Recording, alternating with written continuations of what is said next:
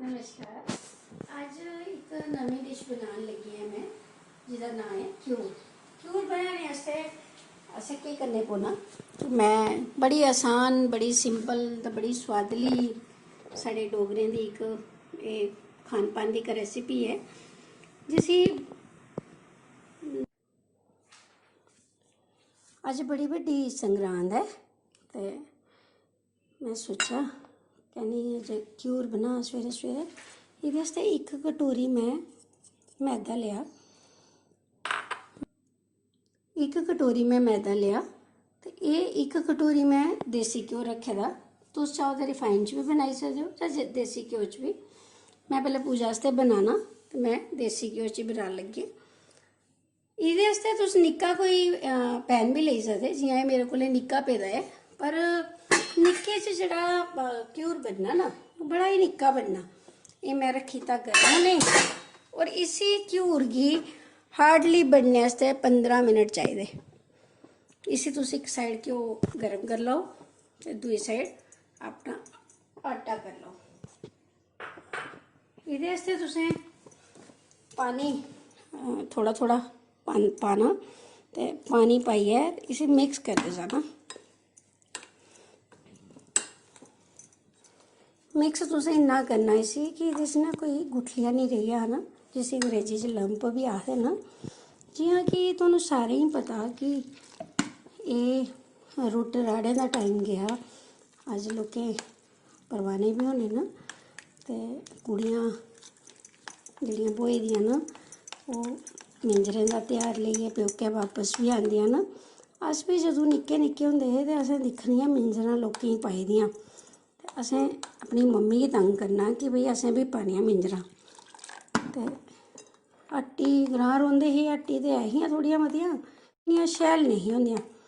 फिर मम्मी ने केह् करना कि सानूं ना मिंजरां बनाना सखाइयां। उ'नें आखना कि लोहे दी तार लेआओ जां फिर कापर दी तार असें लैनी ते आस्ता आस्ता आस्ता आस्ता रूई गी लपेटियै दो सिरें च फिर असें उसी उ'नें सानूं रंग बरंगियां मिंजरां बनाने सखानियां ते मिंजरां इन्नियां शैल होनियां कि असें पाई पाई पाई पाई फिरदे रौह्ना। साढ़े इ'नें इलाकें च ते मिंजरें दा कोई मेला इन्ना बड्डा लगदा निं ऐ हा, ते बड़ी बारी उ'नें सानूं चंबे लेइयै उत्थै चुगान च असें मिंजरें दा मेला दिक्खना ते बड़ा गै मजा आना। रात उत्थै लाइव प्रोग्राम होने, सारी सारी रात चुगान च बैठियै कट्टी ओड़नी, होटल दे कमरे आह्ले पास्से जाना गै निं। ते एह् दिक्खो आटा साढ़ा होई गेआ। एह्दे च तुसें इ'यां भी हत्थै कन्नै दिक्खी लैना कि कोई गुठली रेही ते निं ऐ। एह् दिक्खो कोई गुठली है नहीं है, अगर कोई होए भी तो उसी भी तुसें हत्थ कन्नै बस हत्थ छोड़ो। ये दिक्खो मैदा साढ़ा होई गेआ। हून इसी असें तुस चाहो तो इसी हत्थै कन्नै भी चेक करी सकदे हो। दिक्खो इन्ना गै तुहानूं करना चाहिदा, इन्ना करना बस। फिर तो कोई मुश्किल ही नहीं ना, फिर तो तुस जेह्ड़ा मर्जी रूप रंग आकार दे दो इसी। मैं थोड़े मेरे बच्चें गी भी जेह्ड़े घ्यूर न बड्डे बड्डे पसंद न, उस्सै वजह कन्नै मैं निक्के पर नहीं पकाया। हून तुसें इ'यां करियै हत्थें च लैना ते एह्दे च थोड़ा थोड़ा इ'यां इ'यां करियै दिंदे करदे जाना। इ'यां किन्ना आसान है, दिक्खो इ'यां ही मज़ेदार है बस। और इसी जित्थे जित्थे तुहानूं खाली जगह लभदे जाग उसी उसी भरदे जाओ बस। एह् दिक्खो एह् मैं फड़ेआ घ्यो, तुसें दिक्खी लैना ज़्यादा गर्म नहीं होए, इसी चेक कर लेना कि मता गर्म नहीं होए, और इ'यां फड़ियै जिन्ना मर्जी तुस बड्डा बनाना चाहो बड्डा बनाओ, बड्डा बनाई सकदे तुस। बस ये है कि इसी करदे जाओ जल्दी जल्दी ताकि सड़ी नहीं जाए।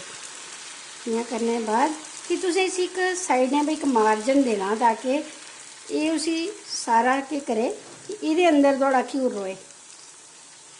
जेह्ड़ा अग्गें पिच्छे खिलरे दा भी है, मैं भी इन्नी परफेक्ट ते नहीं है, पर हून आखेआ उ'नें बनाओ ते मैं भी सोचेआ चलो करने आं भाई कोशिश, ते करने च केह् हर्ज है।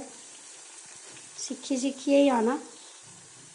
बस हूँ असें इसी 1 मिनट होने देना, ये आपू ही घ्यो के उपर आई जाना।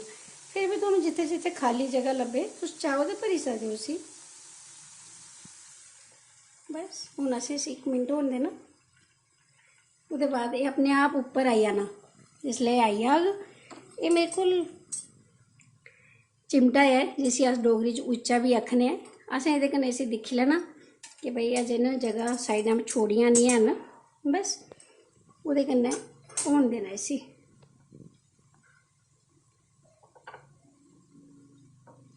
अच्छा, मते सारे लोग केह् करदे न, बनदे जिसले आटा बनांदे न, ये जेह्ड़ा बैटर बनांदे न घ्यूर आस्तै, इहदे च जरा सारा चुटकी हारा लून पाई लैंदे न, नमक पाई लैंदे न।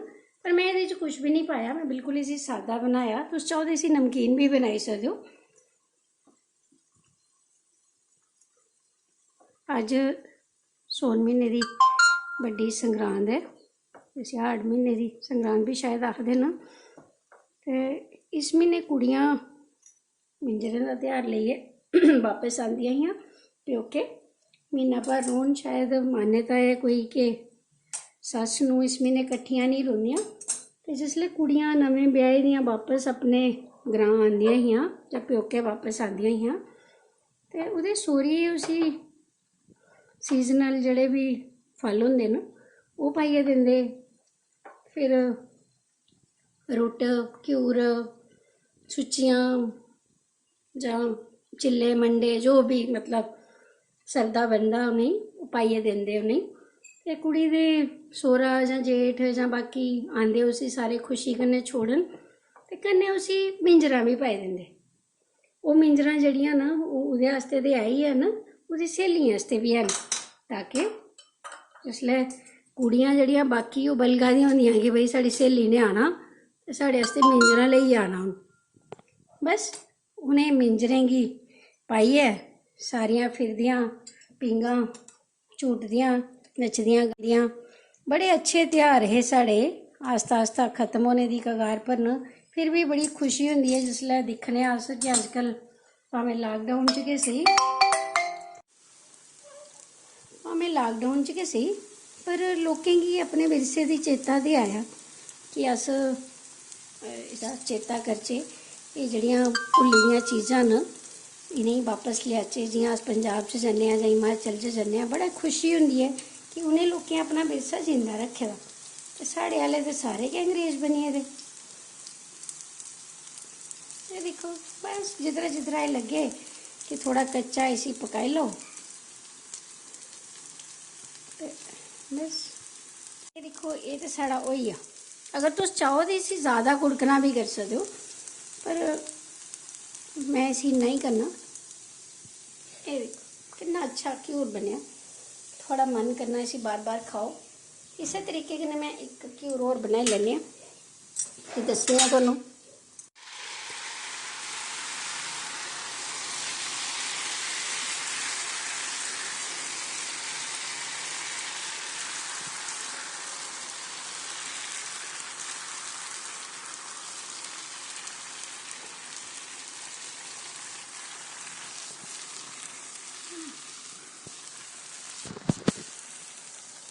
बस इसी साइड पर तुसें जियां चार दवारी करदे बाउंड्री वाल, बस इ'यां देइयै इसी साइडें पर बंद कर दो।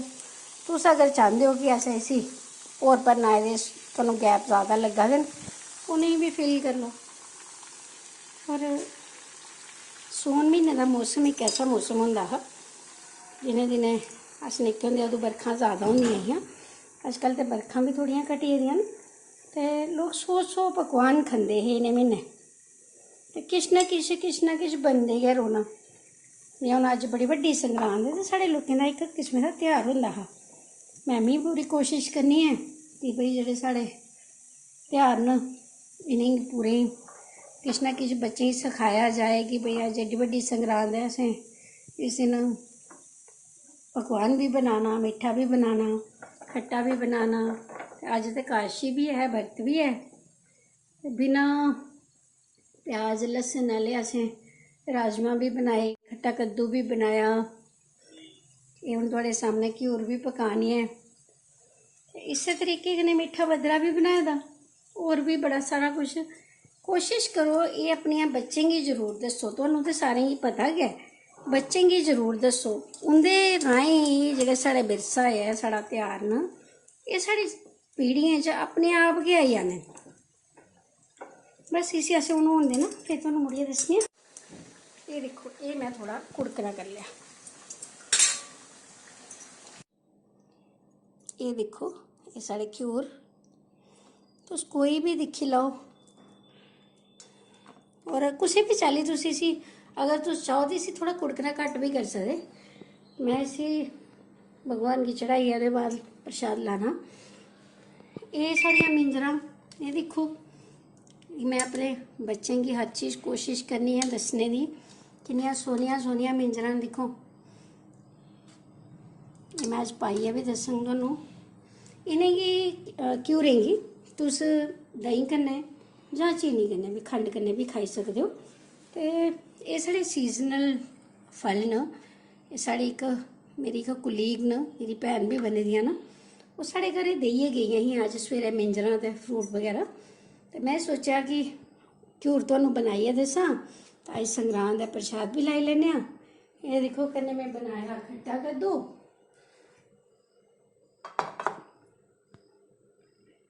अज्ज सौन म्हीने दी संगरांद। एह् साढ़े बरत आह्ले राजमां, खट्टा कद्दू, एह् साढ़े सीजनल मौसमी फल। एह् साढ़ी घ्यूर दी रेसिपी जेह्ड़ी तुहानूं मैं दस्सन लगी ही अज्ज। इसी तुस भाएं खंड कन्नै खाओ ते भाएं खाओ तुस देहीं कन्नै, जां भामें तुस मेरे बच्चें लेखा खट्टे कद्दू कन्नै भी खाई सकदे हो। परमात्मा गी भोग लाओ, आपूं भी खाओ, खूब बंडो, खिलाओ सारें गी। अपने डोगरे विरसे गी याद रक्खो। ते अगर कोई गलती होई जांदी है ते भुल चुक माफ भई। ते तुं'दा सारें दा मता मता धन्नवाद। एह् साढ़ियां मिंजरां पाएओ जरूर, पाइयै इक इक फोटो अपलोड जरूर करेओ। दिक्खो किन्नियां शैल लगदियां, रंग बरंगियां, है ना, किन्नियां प्यारियां न। मन करा दा इ'नेंगी पैह्लें पाई लैचे, पर मैं अजें मत्था टेकना, ओह्दे बाद गै पानियां न। तुं'दा सारें दा मता मता हिरखी धन्नवाद।